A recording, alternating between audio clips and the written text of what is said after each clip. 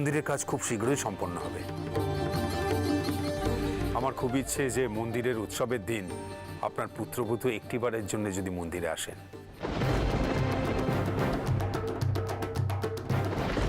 তোমাদের রঘুনাথ শিলা জাগ্রত মা চোখে, এ কোথা থেকে পেয়েছো তুমি? নাথ বউয়ের বিয়ের সময় এক সন্ন্যাসী এসে ওকে দিয়ে গেছেন। সবই তার লীলা মা, সবই তার লীলা। তোমাদের এ বউ বড় ভাগ্যবতী। ঈশ্বর নিজে এসেছেন ওর কাছে। বুঝলে নায়েব, ওই প্রীতরাম মার একজন বড় ব্যবসায়ী। একবার যদি তার মনে ধরে না, তাহলে বাঁশ যোগান দিয়ে কুলিয়ে উঠতে পারবো না। যত যোগান দেব তত মুনাফা। সত্যি এত বড় যোগাযোগটা কি করে সম্ভব হলো তাই ভাবি। এ সবই আপনার কপাল জমিদার বাবু। বুঝলে নায়েব, আর অনেক বেশি বাঁশ ঝাড় কিনতে হবে। আচ্ছা, ওই তেরে গ্রামের খবর নিয়েছো? তা নিয়েছি কর্তা, কিন্তু সেখানে একটু গেরো। গেরো? একটু ঝেড়ে কাশো তো নায়েব। গোপীনাথ দত্ত জমিটার খবর কি? একে গোপী দত্তের জমিটা বড় ভালো জমিদার মশাই, ও জমি সে বেচবে না। এটাকে কত করে বোঝালুম, ওরে জমিদার বাবু কলকাতায় বাঁশ দেবেন, মানে বেচবেন। জমিটার খুব প্রয়োজন, গোপী বেটা মানলে তো। বামুন ঠাকুরকে যে করে হোক এখানে নিয়ে এসো নায়েব। ওই গোপীনাথ দত্তের বিরুদ্ধে এমন একটা মিথ্যে মামলা সাজাবো না যে ওর একেবারে ভিটে মাটি চাটি করে ছাড়বো। আর ওই বামুন ঠাকুর চাটুর যে, ও হবে আমার প্রধান সাক্ষী। একে লোকটা বড় সত্যবাদী, নিচে কথা নাকি কয় না। রাজি হবে সাক্ষী দিতে? রাজি তো হতেই হবে নায়েব, না হলে এই গোপীনাথ দত্তের মতো বামুন ঠাকুরের বিরুদ্ধেও এমন একটা মামলা ঠুকে দেব না, ওরও ভিটে মাটি ছাড়া করে ছাড়ব। লোকে বলে জমিদার রামানন্দ রায়ের নামে বাঘে গরুতে এক ঘাটে জল খায়। একটা গরিব বাউনকে শায়েস্তা করতে পারবো না?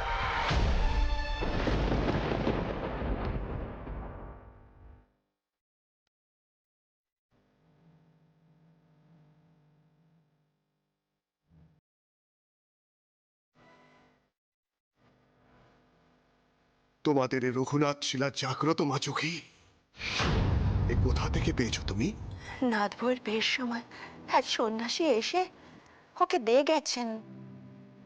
সবই তার লীলা মা, সবই তার লীলা। তোমাদের এ বউ বড় ভাগ্যবতী। ঈশ্বর নিজে এসেছেন ওর কাছে। এই শিলাতে ঈশ্বরের বাস। জয় রঘুবীরের জয়, জয় রঘুবীরের জয়।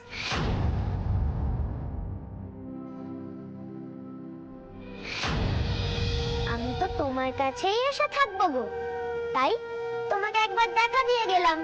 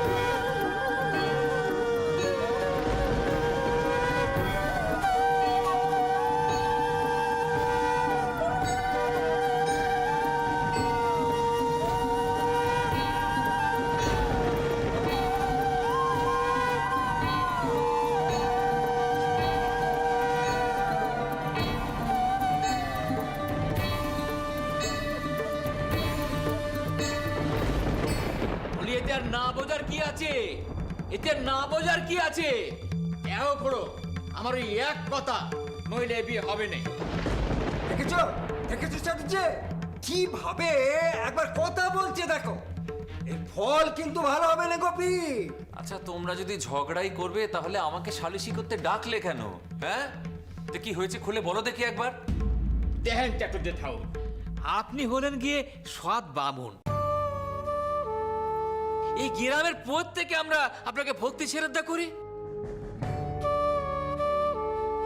আপনি বিচার করেন যে এই সদাখুড়ো তার কথার খেলাপ করেছে কিনা।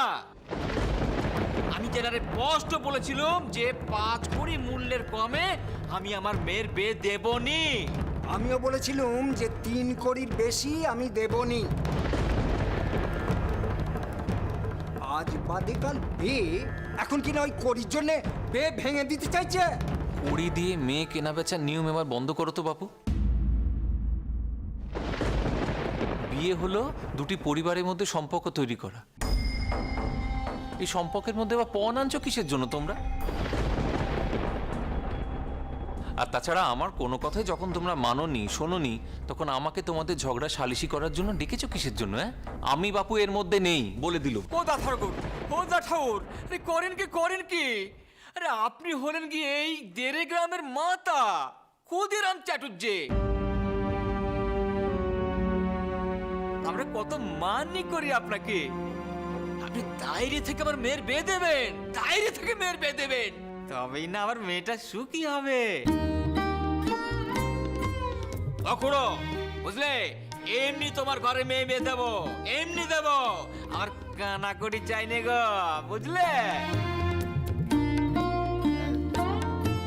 তুমি দাঁড়িয়ে থেকে বে না দিলে কি হয়? তোমাকে যে বেতে থাকতেই হবে।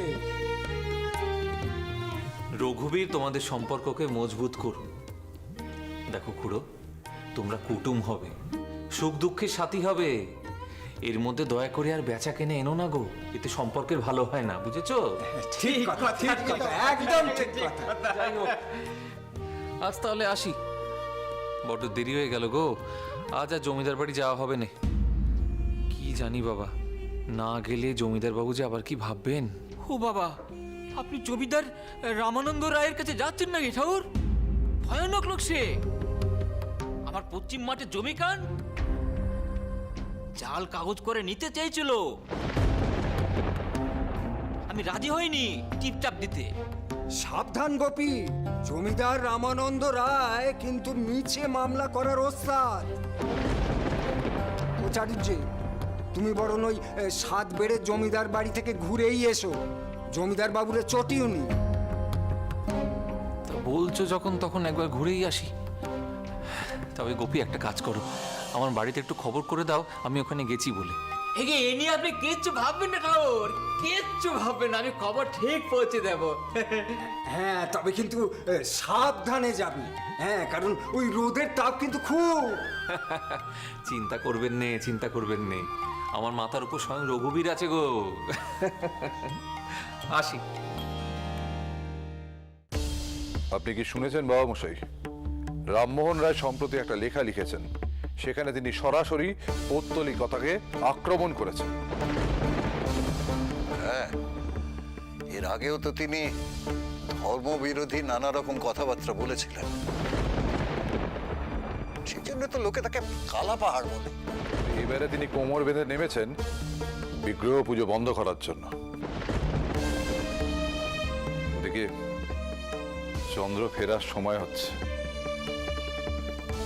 তাই বলছি পিসিমা, ওই রঘুনাথ শিলা নিয়ে হইচই করার দরকার নেই।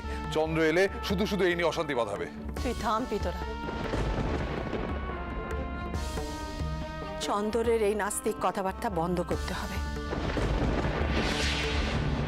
তুই ওকে ছাড় দিস নে, আমাদের সকলের বয়স হচ্ছে, সংসারের দায়িত্ব ওকে নিতে হবে। পূজা পার্বণ উৎসব আত্মীয় স্বজন সকলের খেয়াল রাখতে হবে।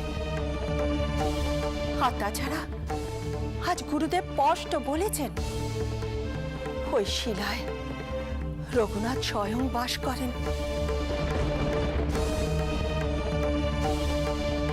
আমরা সূক্ষ্ম সূক্ষ্ম মানুষ, কিছু বোঝে নেই। তিনি তো জ্ঞানী মানুষ, স্বাস্থ্য পড়া মানুষ। ফুল ঠাকুমা,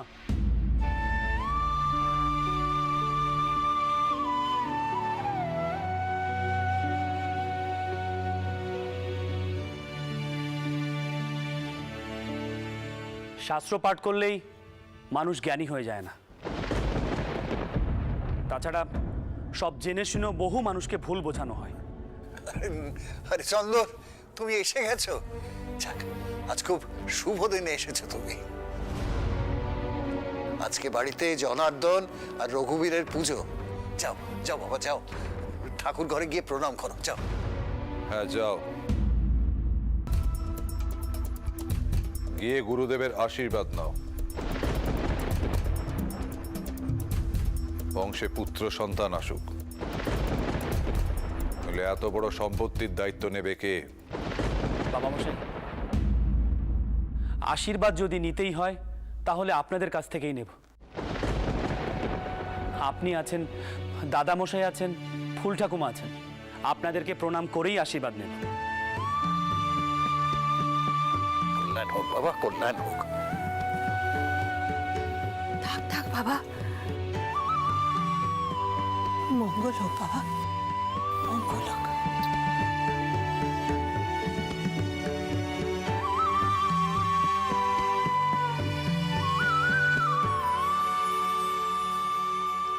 চন্দ্র, আজ এই শুভ দিনে তুমি বাড়ি ফিরে এসেছো, তাই আমি তোমাকে কয়েকটা কথা স্পষ্ট করে বলতে চাই। এড়িয়ে গিয়ে লাভ নেই। দেখো, ইদানিং তোমার আচার ব্যবহার, রীতিনীতি দেখে আমি বুঝতে পারছি যে তুমি বিগ্রহ পুজো মন থেকে মেনে নিতে পারছো না। খুব সম্ভবত যাদের সঙ্গে তোমার এখন ওঠা বসা, তাদের প্রভাব পড়ছে তোমার ওপর। কিন্তু চন্দ্র, এবার তোমাকে এই পরিবারের ধারা, ঐতিহ্য এইসব অনুযায়ী চলতে হবে।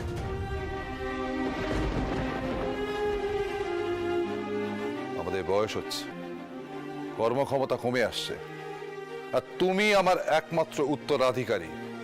আর উত্তরাধিকারী শব্দের অর্থ এটা নয় যে সে শুধু ব্যবসা দেখবে। কিন্তু বাবা মশাই। চন্দ্র,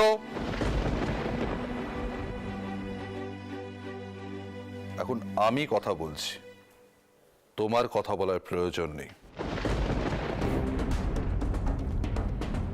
এতদিন আমি তোমার আচার বিচার, সঙ্গী সাথী, জীবনযাত্রা এসব নিয়ে কোনো মন্তব্য করিনি, কিচ্ছু বলতে যাইনি। কিন্তু আজ আমি পরিষ্কারভাবে তোমাকে জানিয়ে দিতে চাই, এই পরিবারের ধারা এবং আদর্শ অনুযায়ী তোমার নিজেকে গড়ে তুলতে হবে। যাও, অন্দরে যাও। আর হ্যাঁ, গুরুদেবের সামনে তোমার নিজের ধর্ম চিন্তা প্রকাশ করো না। যাও।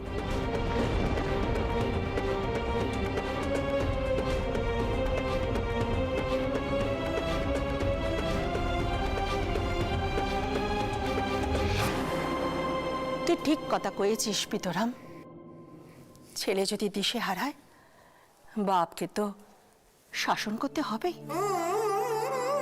চন্দ্র তো ঠিক তোমার কাছ থেকে এরকম কড়া কথা শুনতে অভ্যস্ত নয়। মেনে নিতে পারলেই ভালো।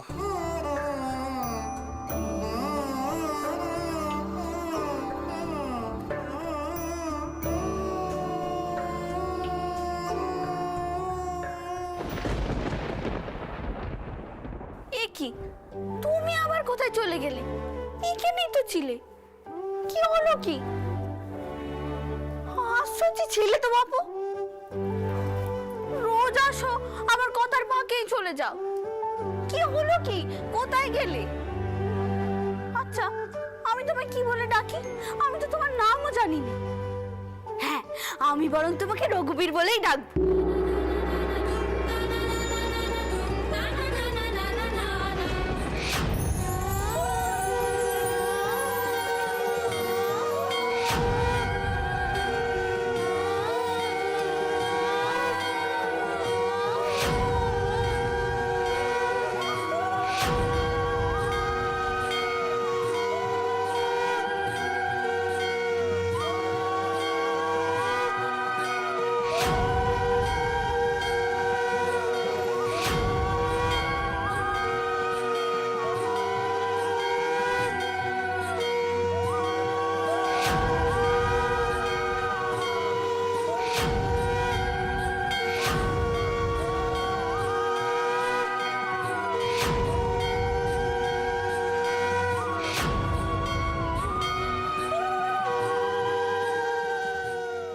রঘুবীর, রঘুবীর, তুমি তুমি নিজে এসেছিলে আমার কাছে অগ্নিতে। আমি তোমাকে চিনতেও পারলাম না। আমায় তুমি কেন কেন চেনা দিলে না? কেন চেনা দিলে না রঘুবীর? কেন?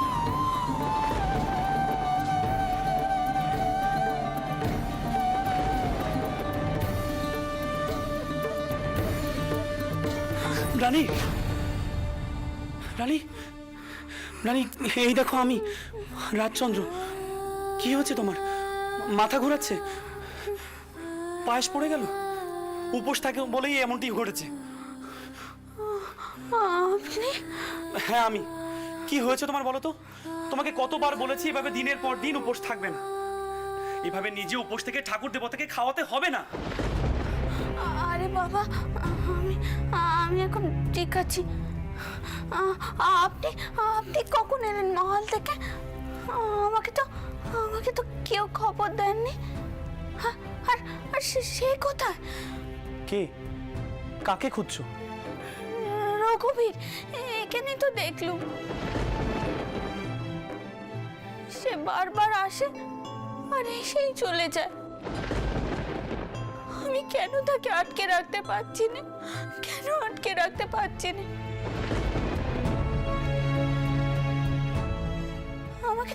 আমাকে তো সে বলেছিল সে আমার কাছে এসে থাকবে। বলেছিল আমাকে। দেখ যুগি, কি করলে কি হতো না হতো সেটা পরের কথা। হ্যাঁ, তুই যদি প্রথম থেকে শক্ত হাতে রাস টেনে ধরতি তাহলে এই বউ দুটোর পাখনা গজাতো। হ্যাঁ, এই দেখ চন্দরের বউকে আমি কখন কয়েছি সবাইকে প্রেসার দিয়ে দিতে, এখন এলো। দেখ কি করছে কে জানে। এই বড় নাথ বউকে তুই কোন আক্কেলে এই বাইরের লোকেদের সঙ্গে তীর্থে পাঠালি বল দেখি? মা, বড় বৌমা তো ও সইয়ের পরিবারের সাথে গেছে। যা ভালো বুঝিস তাই কর। উমা,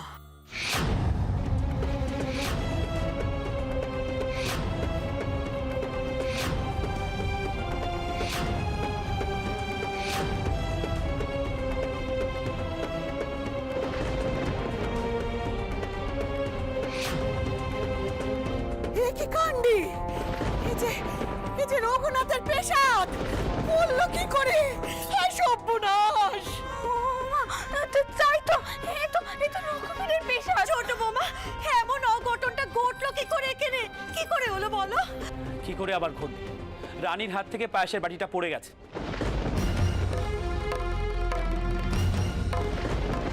আচ্ছা মা, এ তো অঘটনের কি হলো বা সর্বনাশেরই বা কি হলো? এর আগে বাড়িতে কারো হাত থেকে কি পায়েসের বাটি পড়েনি? চন্দর, চুপ করো তুমি।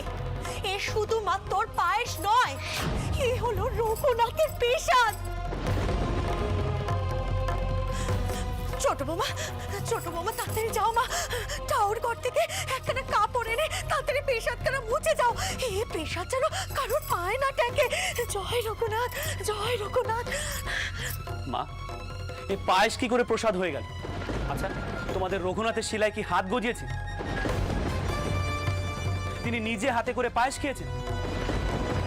কেন তোমরা ভয় পাচ্ছ বলো তো? চুপ করো চন্দর। ঠাউর এমন কথা তুমি আর কইবে না বলে দিলুম। হ্যাঁ রে চন্দর, তোর কি পাপ পুণ্যের কোনো ভয় নেই বাচ্চা? কোনো ভয় নেই? জীব বসে পড়বে দেবতাদের এরকম তুচ্ছ তাচ্ছিল্য করলে। রঘুনাথ নিশ্চয় পেশাদ গ্রহণ করেছেন, গুরুদেব নিজে এসে পুজো দিয়ে গেছেন। না দেবমা, এই পেশাদ রঘুবীর খাননি, তবে খেতে এসেছিলেন।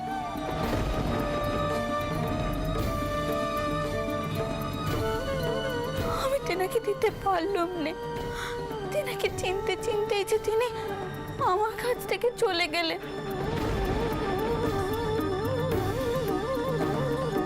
কিন্তু কার ঘরে গেলেন?